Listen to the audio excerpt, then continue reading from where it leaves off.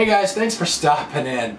Today I'm going to cook some pork chops in my toaster oven. And sometimes before I do videos, I'll watch a few other YouTube videos on the same thing I'm cooking just to see how other people did it, because I like to do things different. And the two videos that I happen to watch, they cooked the pork chops for 50 minutes in the big oven. And I think 50 minutes sounds like way too much. I cooked some thin pork chops in my little toaster oven not that long ago, and they only took 15 minutes. So I have these great big New York cut pork loin chops, and I don't think it's going to take 50 minutes to cook these. Now, the biggest mistake people make with pork is overcooking it. So how do you tell when it's done? Get one of these, a quick read thermometer. That's the best way that I know of, and all the good cooks on YouTube usually use some type of a quick read thermometer. So this one's called ThermoPen. It's made by ThermoWorks. They also make these are about $90, but they also make a cheaper one now. I think it's called a ThermoPop, and those are about $30. But I got this thing about 7 or 8 years ago, and I love it. It's just, you know, if you're going to cook much meat, this is the only way to really tell when it's done, in my opinion. I have my boneless pork loin chops here, and I'm going to cook them in my cast iron skillet, but if you don't have a cast iron skillet, you can just cook them on the toaster oven tray. And I'm going to season this with barbecue rub.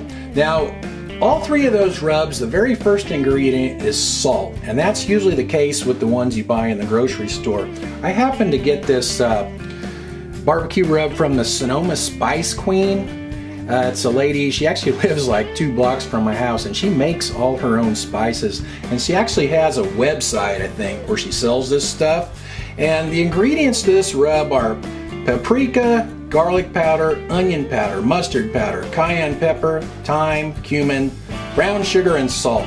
Salt is the very last ingredient. So she puts all the good spices in there and doesn't just dilute it down with sugar and salt like most of the grocery store rubs. So I'm just going to put a little of this on both sides of these chops, and then we'll just bake these in the toaster oven. See if I can flip these. I'll use these tongs so I don't contaminate my rub here by getting all over my hands. And I'll finish seasoning these up, and we'll get them into the oven. I set my oven to bake at 450 degrees Fahrenheit, and my pork chops are all seasoned up.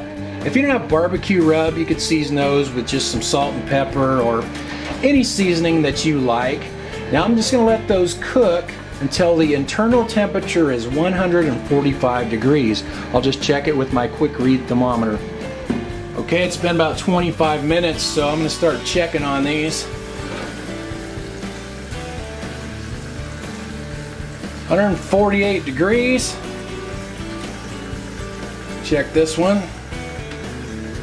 138. Yeah, I think those are done. They'll keep cooking for a bit once I pull them out. I put these chops on a plate and covered them with some plastic wrap. I'm just going to let them rest for a few minutes, and then we'll cut into one. Okay, let's cut into one of these babies and see how it looks inside.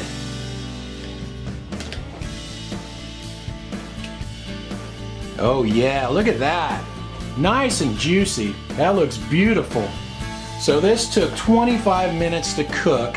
If I'd have listened to that video and cooked it for 50 minutes, I would have cooked it for twice as long as it needed to cook. And you could imagine how dry those pork chops would have been.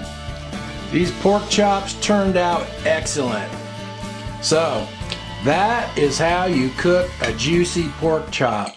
Do not overcook them. Thanks for watching, you guys, and I'll talk to you next time.